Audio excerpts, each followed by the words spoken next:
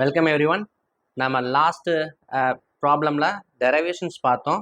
எப்படின்னா ஸ்பெரிக்கல் சர்ஃபேஸில் ரிஃப்ராக்ஷன் நடக்கிறது. ஸோ கான்வெக்ஸ் மிரர் எடுத்துகிட்டு பார்த்தோம். அதே சேம் ஃபார்முலா தான் எதுக்கு கான்கேவ் மிரருக்கு வரும். சரிங்களா? அப்போ அதே சேம் ஃபார்முலா தான் கான்வெக்ஸ் கான்கேவ் ஸ்பெரிக்கல் சர்ஃபேஸுக்கு ரிஃப்ராக்ஷன். Okay right. அப்போ μ1 என்ன, μ2 என்ன? μ1ன்றது ரேரர் மீடியத்தோட ரிஃப்ராக்டிவ் இண்டெக்ஸ், μ2ன்றது டென்சர் மீடியத்தோட ரிஃப்ராக்டிவ் இண்டெக்ஸ். சரியா? லெட்ஸ் சே ஃபார் எக்ஸாம்பிள் நம்ம ஸ்பெரிக்கல் மிரர் எடுத்துக்கிறோம்.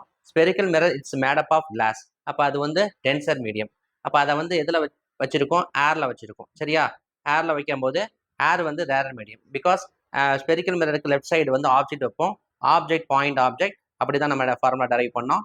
அங்கேருந்து லைட் எமிட் ஆகுது. அப்போ ரேரர் டு டென்சர் மீடியம் போகுது. சரிங்களா? அப்போ ரேரர் மீடியத்தோட ரிஃப்ராக்டிவ் இண்டெக்ஸ் μ1, டென்சர் மீடியத்தோட ரிஃப்ராக்டிவ் இண்டெக்ஸ் μ2 நம்ம எடுத்திருப்போம். ரைட். இதுவே இங்கே ரேரர் மீடியத்துலேருந்து டென்சர் மீடியத்துக்கு லைட் பாஸ் ஆகையில் இந்த ஃபார்முலா டெரைவ் பண்ணணும்.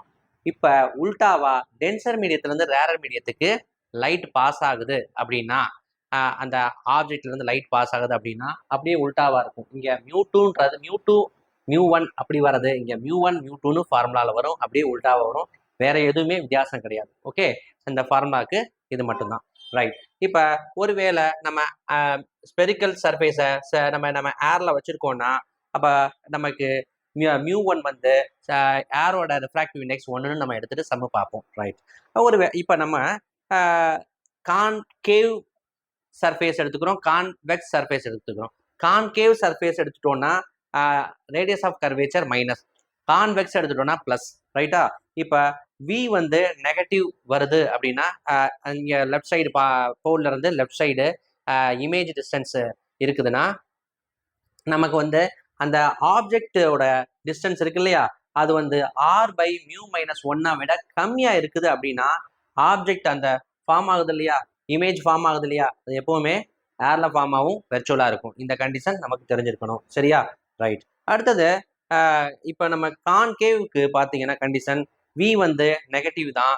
இப்போ எப்பவுமே ஆப்ஜெக்ட் வந்து நமக்கு ஏர்ல வச்சிருப்போம். இமேஜ் ஃபார்ம் ஆகிறது ஏர்ல தான் ஃபார்ம் ஆகும், வெர்ச்சுவலாக தான் இருக்கும். சரியா? எதுக்கு? இப்போ கான்கேவ் ஸ்பெரிக்கல் சர்ஃபேஸில் நம்ம அந்த லென்ஸில் நம்ம பார்த்தோம்னா கான்கேவ் ஸ்பெரிக்கல் சர்ஃபேஸ் இருக்கு இல்லையா, அதை நம்ம பார்த்தோம்னா எப்போவுமே வெர்ச்சுவல் இமேஜ் தான் ஃபார்ம் ஆகும், ஏர்ல தான் ஃபார்ம் ஆகும். ரைட். இப்போ இதை நம்ம தெரிஞ்சுக்கிறோம். கான்கேவ் ஸ்பெரிக்கல் சர்ஃபேஸில் இதே கிளாஸ். சரியா? இப்போ இந்த ஸ்பெரிக்கல் சர்ஃபேஸில் கான்கேவ் ஸ்பெரிக்கல் சர்ஃபேஸில் எப்போவுமே வெர்ச்சுவல் இமேஜ் தான் ஃபார்ம் ஆகும், ஏர்ல தான் ஃபார்ம் ஆகும். அதாவது போல்லேருந்து லெஃப்ட் சைடு தான் ஃபார்ம் ஆகும். Right right. இதை தான் நம்ம இந்த வித்தியாசத்தை தெரிஞ்சுக்க போகிறோம். அடுத்தது இன்னொன்று என்னன்னா first focal, first principal focus, second principal focus அப்படிங்கிறது நம்ம தெரிஞ்சுக்கலாம்.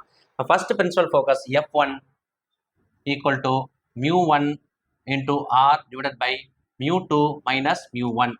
Second principal focus μ2 R divided by μ2 minus μ1. Right. இப்போ first principal focus, second principal focus. அடுத்து வேற என்ன தெரிஞ்சுக்கலாம்?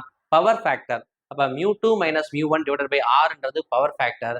அந்த ஸ்பெரிக்கல் சர்ஃபேஸில் எவ்வளோ தூரம் ரிஃப்ராக்ட் ஆகி கன்வர்ஜ் ஆகுது, டைவர்ஜ் ஆகுதுங்கிற எபிலிட்டி தான் நம்ம பவர் ஃபேக்டர்னு சொல்கிறோம். இவ்வளோ தான் இதை பற்றி தெரிஞ்சக்கூடிய சில விஷயங்கள். தேங்க்யூ.